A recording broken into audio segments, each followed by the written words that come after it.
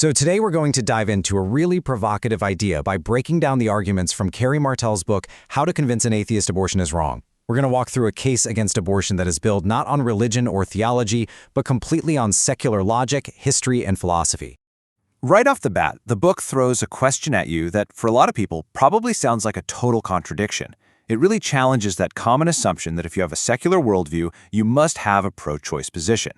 In this quote, it cuts right to the heart of the author's entire argument. The claim here is that the pro-choice stance you see in many secular movements isn't the result of pure reason, but is actually an ideological inconsistency that kind of crept in over time. Okay, so here's how we're going to break this down, following the book's own roadmap. First, we'll dig into this claim of a secular contradiction. Then, we'll trace the history of how the author thinks we got here. After that, we'll explore the proposed philosophical fix, look at a whole new ethical framework, and finally, see what this all looks like as a real blueprint for society. Okay, first up, let's tackle the central problem the book lays out. How did a movement that's all about championing universal human dignity end up endorsing abortion? So check this out. The author points to what they call a glaring contradiction right inside the 1973 Humanist Manifesto, too. On the one hand, the document talks about the preciousness and dignity of the individual and says we should eliminate discrimination based on age.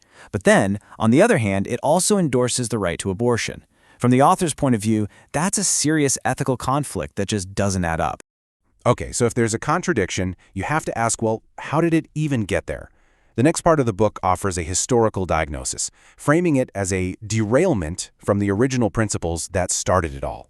So according to the author's timeline, things started out one way and then took a sharp turn. It all began with the Enlightenment's focus on universal rights, But the book claims that by the mid-20th century, some influential figures with eugenic sympathies began promoting population control, and that this ideology eventually got written right into the 1973 Manifesto. And to back up this historical claim, the author points to pioneers of the birth control movement. This quote from Planned Parenthood founder Margaret Sanger is presented as evidence that the movement's goals were tied up with eugenic ideas about managing which parts of the population should or shouldn't grow. Now, here's a really critical point the book makes. After World War II, the language had to change. The author argues that while talking about race and eugenics became completely taboo, the underlying goal of managing populations considered less desirable didn't go away. It just got rebranded, using things like class and economic status instead of race. So, after laying out what the author sees as this historical wrong turn, the book tries to find a way back. And it does that by going back to the very Enlightenment thinkers it says the modern humanist movement left behind. What's interesting here is that the author isn't trying to throw out Enlightenment philosophy. No, the argument is that we need to apply it more consistently. So, for example, it takes John Locke's universal right to life and says, hey, if it's universal, it has to apply from the very beginning. And with Rousseau's general will, the idea is that if it's supposed to protect all members of society, how can it logically leave out the most defenseless?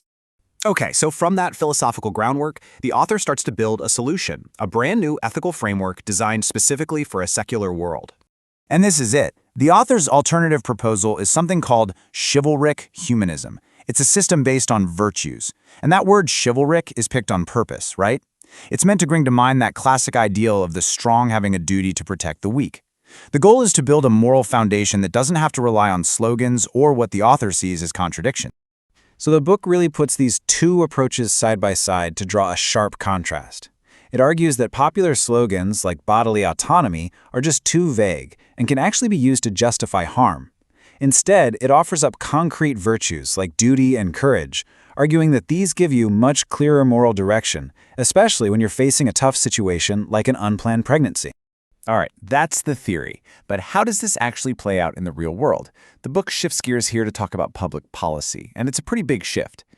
To make the case for a policy shift, the author zooms in on this number from a Government Accountability Office report. The argument is that the state is basically propping up what they call an abortion economy, instead of using that same money to build alternatives that would support both the parent and the child.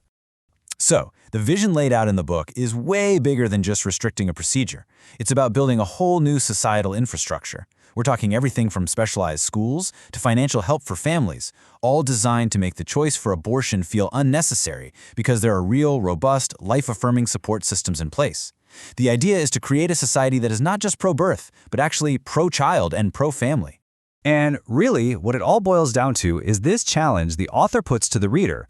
They're asking you to measure compassion not by what a society is willing to destroy for convenience, but by what it is willing to build to protect life. And so that brings us full circle, right back to the question that started this whole thing. The book makes a detailed case that a truly consistent, rational, secular morality must extend its protections to the unborn. Now, whether you agree with that conclusion or not, it lays out a comprehensive, secular framework for a pro-life position, leaving the final judgment of the arguments up to us.